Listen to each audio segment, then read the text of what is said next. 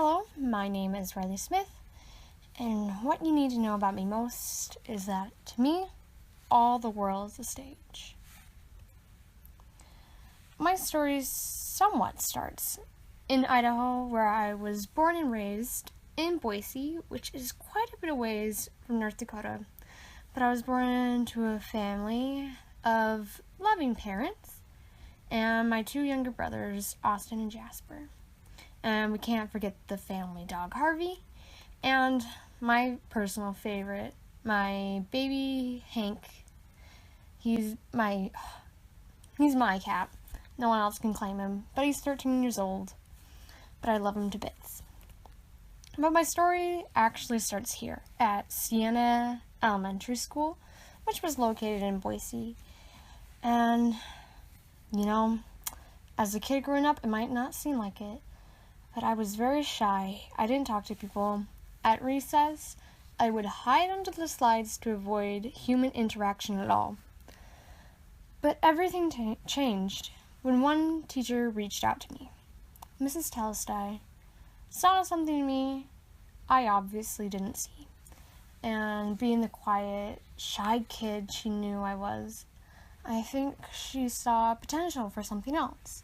So she convinced me to audition for her show. Because around that time, I started getting sick, and I was very down in the dumps, and soon I got diagnosed with Crohn's disease. And through this time, it was really rough. I was just afraid people wouldn't like me, going through the rough time. I was very scared, and I think she thought theater would take my mind off of it. So I auditioned for her show, and needless to say, I wasn't very good. And due to that fact, and she obviously still wanted me to be part of it, she made me stage manager. And in 5th graders' mind, me thought, wow, stage manager, I'm important. When in actuality, a 5th grader being a stage manager was just more like me given the right to boss people around when I shouldn't have been. But it started a ball rolling from I realized, hey, I like the stage.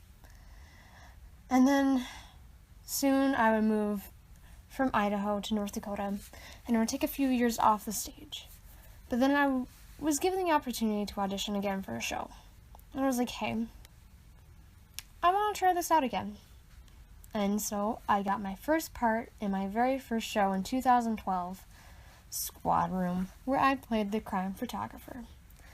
And from then on, I've been addicted to theater ever since. I have been in plays and musicals, but I didn't really grow an appreciation for musicals until I was cast in my favorite musical of all time, which is The Secret Garden. I realized then how the music can add a certain level of depth and emotion to a plot that a play really can't.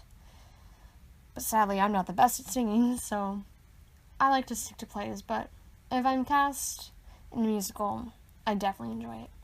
And from then on, I kept getting more and more roles, and I kept getting better at my skill, and I realized, hey, I can do something with this. And for the most part, I was cast in comedies and musicals, so I joined speech and debate. And I competed in the serious duo category as well as dramatic. And through this, I found my best friend, and we competed very well, and we'd go on to get a lot of trophies, which was one of my favorite things about speech. Because in theater, you get clapping, not trophies. And it helped harness a serious aspect side of me that I didn't know I had. And I was like, ooh, I like this. And then I realized theater was more than being on a stage for me. It helped me realize where I belong in life. And so now I'm a BFA performance major at NDSU, and I recently just finished up the production of Peter Pan playing Michael, and I will never, ever not be grateful for that experience. it helped me decide to go into BFA performance.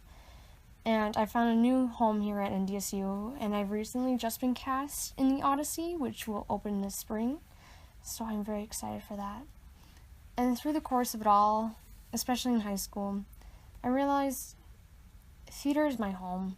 The stage is where my family is, and you can't take me away from it and from the people that are there with me. And when I'm not in a performance, I'm usually out singing them, or by the off chance, I might be working tech. But I am one not to stray from the spotlight, so you won't find me doing tech very often. A quote that really speaks to me is this one by Oscar Wilde, and it is, "It was only in the theater that I lived." And I can't remember a time in my life where I was happy without theater. Whenever I'm not in a show, I'm just dragging my feet, looking for the next thing to give me purpose and to make me happy. And theater's the only place that I can find that. What I want to do with this in the future? Well, I think a lot of people's goal is Broadway, but I definitely see myself as becoming a professor of the arts, because the importance of theater in someone's life can be life-changing. And if it weren't for my teacher in middle school, I would be a totally different person. I would not be happy, and I wouldn't be here today at NDSU. I know that for the fact. I'm nothing without theater. And wherever I go, I always make sure to shine a little bit of theater along with me. Even in my dorm room, no matter how much my roommate does not appreciate me saying lines and singing and all my little theater knickknacks placed all over the place. But hey, that's what comes with the package deal of me. Thanks for listening and watching, and here are my sources.